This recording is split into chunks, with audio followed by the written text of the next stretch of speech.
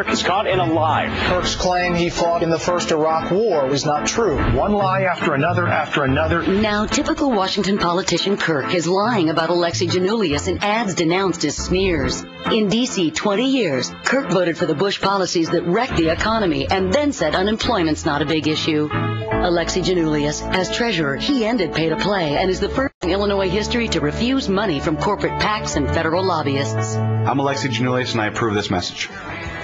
That was an exclusive first run of a new political ad from Illinois State Treasurer and Democratic nominee for the U.S. Senate from Illinois, Alexi Giannoulias. Alexi, thank you so much for being with us. It's good to see you again.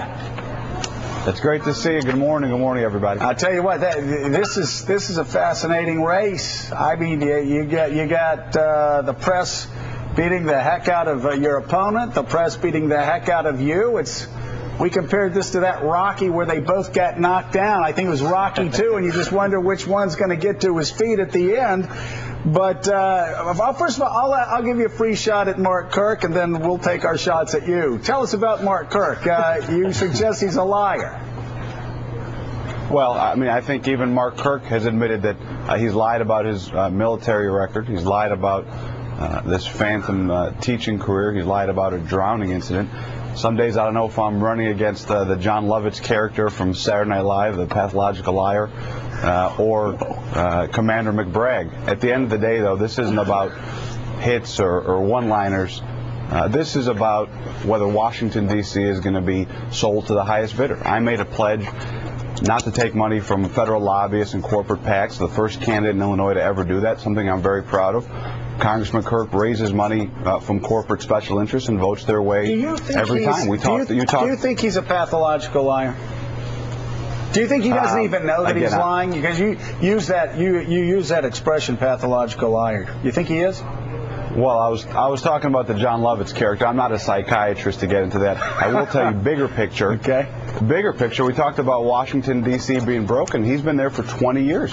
He's been a part of the problem. Unless we start talking serious about campaign finance reform, unless we start talking about getting special interest money, unless we start talking about filibuster reform, unless we start looking at fundamental ways that Congress is broken, unless we get some fresh leadership and some new ideas and someone who's willing to make tough stance when it comes to special interest money, things aren't going to get better. All right, so Alexi, let's go to the other side of the ledger now. There have been actually Democratic officials in Illinois that in the past have suggested that you and your family's bank is connected to the mob, that you were a, quote, mob banker.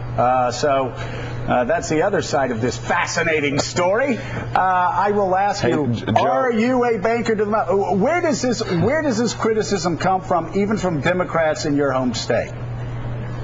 Joe, you've been to Chicago before. You know Chicago politics is tough. When I ran for state treasurer the first time, I ran against the machine candidate in my own party. I ran as an outsider. We were very proud to win that election, but some of the folks, try to make stories up and sensationalize stories, and that's part of the game. Unfortunately, there's no truth to it. So did your family bank? Did your family bank finance finance any mob operations? Did you guys give loans to organized crime? No.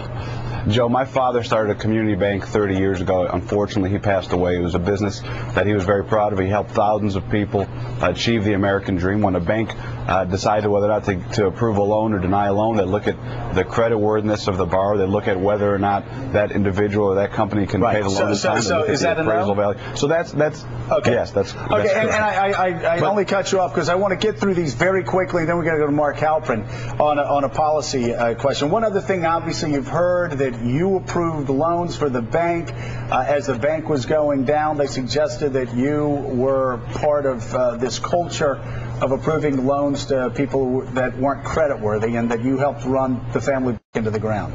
What's your response? And again, that's Congressman Kirk and the Republican Party trying to spread fears and lies. The truth of the matter is, again, my father started this business 30 years ago while I haven't been there in 4 years because of this devastating recession.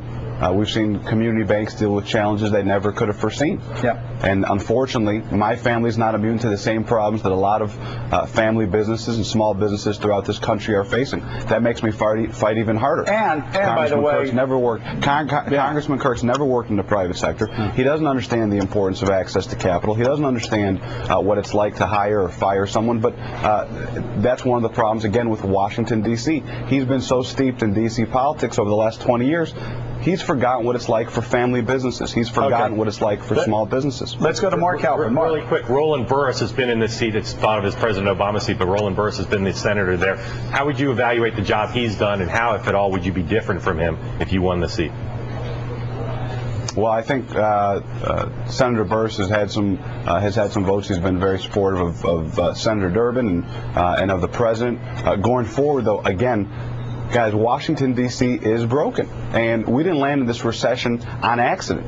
And if you look at some of the policies that have got us in this mess, if you look at the fact that the same special interests control every piece of legislation that's out there, unless we get people who are serious about changing the system, who are willing to take the step that I did, not to take money from corporations and federal lobbyists, things aren't going to change. I feel very strongly about that. Now, I'm sort of in the wilderness here by making that stance, but I'm proud of it. I think not only symbolically is the right thing to do, but substantively, if I'm fortunate enough to become a U.S. Senator, I will not be beholden to anybody but the people of Illinois, and I'm very proud of that. All right, hey, Alexi, it's always good talking to you, and when you're in New York, let us know. We'd love to have you on the set.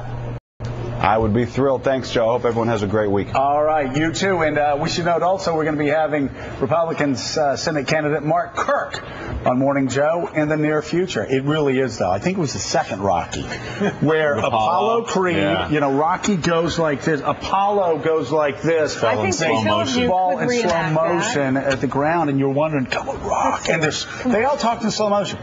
Rocky. Kind of like that in Illinois. It's going to be tough. That's tough.